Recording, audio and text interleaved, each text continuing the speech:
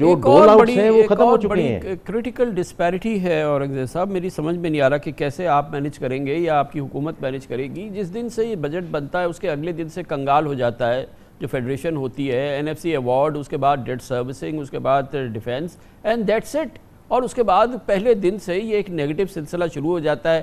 پھر آپ اب سیلاب آئے تو وفاق جاتا ہے، خدا نخواستہ لا اینڈ آرڈر کی سچویشن ہو، سرحدوں کی سیکیورٹی ہو، اس پہ وفاق جاتا ہے. پھر بی آئی ایس پی جو ہے وہ وفاق دیتا ہے. پھر کوئی بھی ضرورت ہو صوبوں کی وہ وفاق دیتا ہے. یہ کون سا ملک ہے؟ ایسے کیسے چلے گا سر؟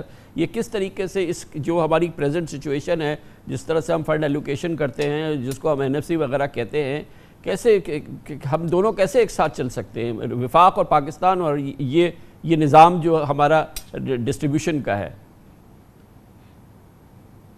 جی، یہ بھی آپ بجا کہہ رہے ہیں کہ اس میں جو سسٹینیبلٹی والا اینگل ہے وہ بتدریج مشکل ہوتا گیا ہے، اور because of the debt servicing issue at this point time وہ زیادہ ایکیوٹ ہو چکا ہے اس وقت. تو دیکھیے، اس میں ابھی جو ایس آئی ایف سی کی میٹنگ ہوئی، اس میں اسی لیے پرائم منسٹر صاحب نے سارے صوبوں کے وزرائے اعلیٰ کو یہ ایسنشلی ان کو کہا ہے کہ ہمیں ان کے ساتھ مشاورت کی ضرورت ہے، ہمیں ان کی مدد کی ضرورت ہے، اور یہ جو سارا نظام ہے اس کو تھوڑا سا دیکھنے کی ضرورت ہے کہ، اور اس میں دیکھیے اس کے کئی پرموٹیشنز اور کمبینیشنز ہو سکتے ہیں. تو اس میں ابھی یہ جو مشاورت ہے یہ انشاءاللہ ہم شروع کریں گے. اس کی میں نے پہلے بھی کہیں کہا ہے کامران بھائی کہ یہ کارپوریٹ لنگو ہے کہ we will have to get into enterprise thinking, which means کہ اگر آپ کشتی میں سوار ہیں اور ایک سائڈ کشتی میں آپ بیٹھے ہیں اور آپ کہہ رہے ہیں کہ actually the hole is on the other side of the boat, when it's not a question of if, it's only a question of when the entire boat is going to sink خدا نخواستہ. تو اس لیے ہمیں یہ جو ابھی بات ہوتی ہے کہ it's not you and we but it's us، تو ہمیں یہ دیکھیں یہ باتیں لگتا ایکیڈیمک ہے لیکن ہمیں ان چیزوں کو عملی جامہ پہنانا پڑے گا. لیکن یہ سب چیز جو ہے یہ صوبوں کی مشاورت سے ہوگی کامران بھائی. تو اب سب سے ایک اور چیز کہ ہمیں بہرحال جابس چاہیے، ہمیں مزید ریونیو چاہیے، ہمیں اپنے لوگوں میں کانفیڈنس دینا ہے کہ ملک میں رہیے، یہاں پہ کام کیجئے، مگر اور پھر ظاہر ہے گروتھ چاہیے ہمیں اپنی اکانومی کے اندر. تو یہ تو 22% انٹرسٹ ریٹ پہ تو سر یہ ہو ہی نہیں سکے گا. ظاہر ہے کہ یہ تو ایک کسی بھی صورت سے، اور ہم اس کی جو اس کی کانسیکوینس ہے وہ ہم سارے دیکھ رہے ہیں اپنے اطراف میں.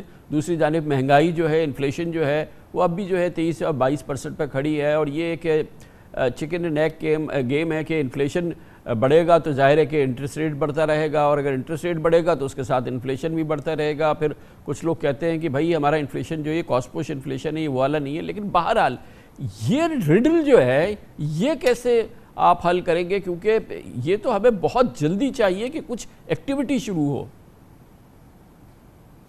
جی، تو دیکھیے یہ آپ صحیح کہہ رہے ہیں. اب جو بیس ریٹ کا جو ایفیکٹ ہے وہ آنا چاہیے اور انفلیشن بتدریج نیچے جانی چاہیے.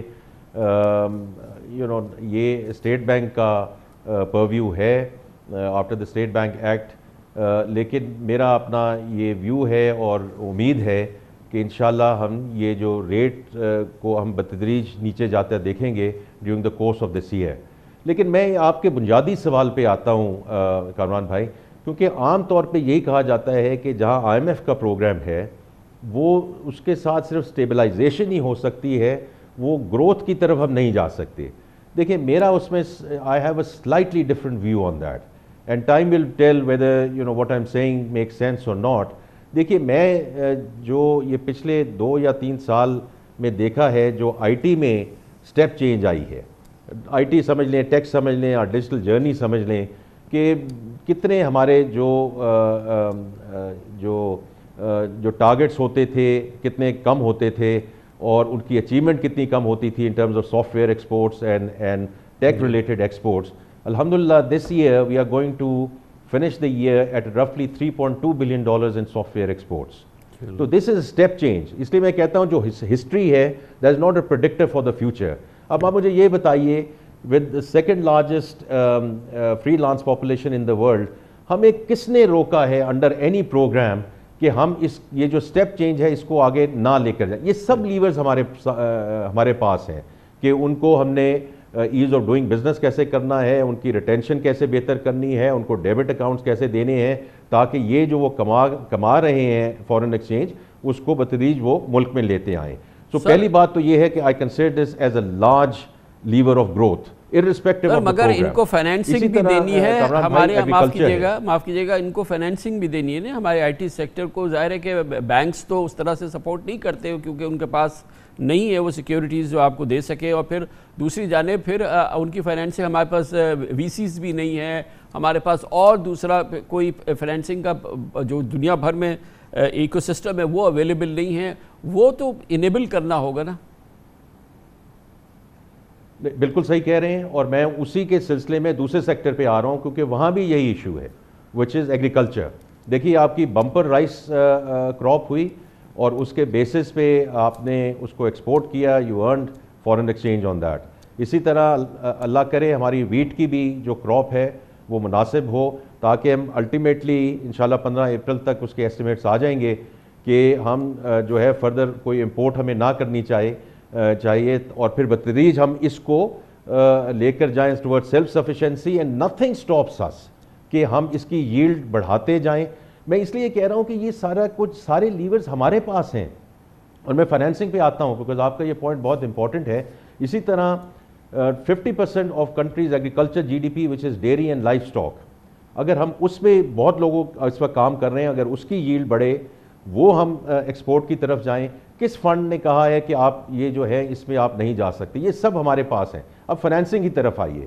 جو آپ نے ابھی بات کی ہے وہ بالکل درست ہے کہ بینکوں کو کیش فلو لینڈنگ کی طرف جانا پڑے گا اور ہمیں اس کے لیے انسینٹیوائزیشن کریٹ کرنی ہے, whether is the S M E part which especially the S part of the S M E, کیونکہ ہم ہر چیز کولیٹرل اور گروی رکھ کے نہیں کر سکتے. اور اسی طرح جو یہ ایگریکلچر میں ہے, اسی طرح جو آئی ٹی میں جو ہم نے فائنینسنگ کرنی ہے.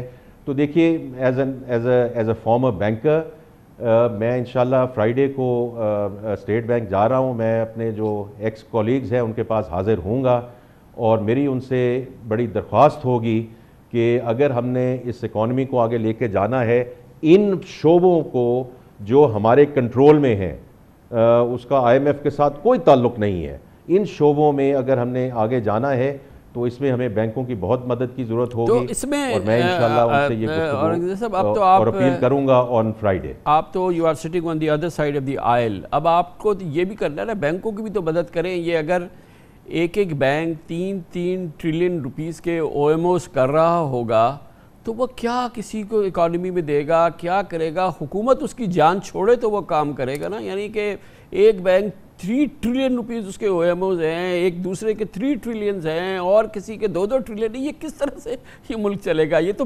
فنڈامنٹل سب سے بڑی ایڈجسٹمنٹ ہے جو کہ حکومت کی طرف سے ہونی ہے.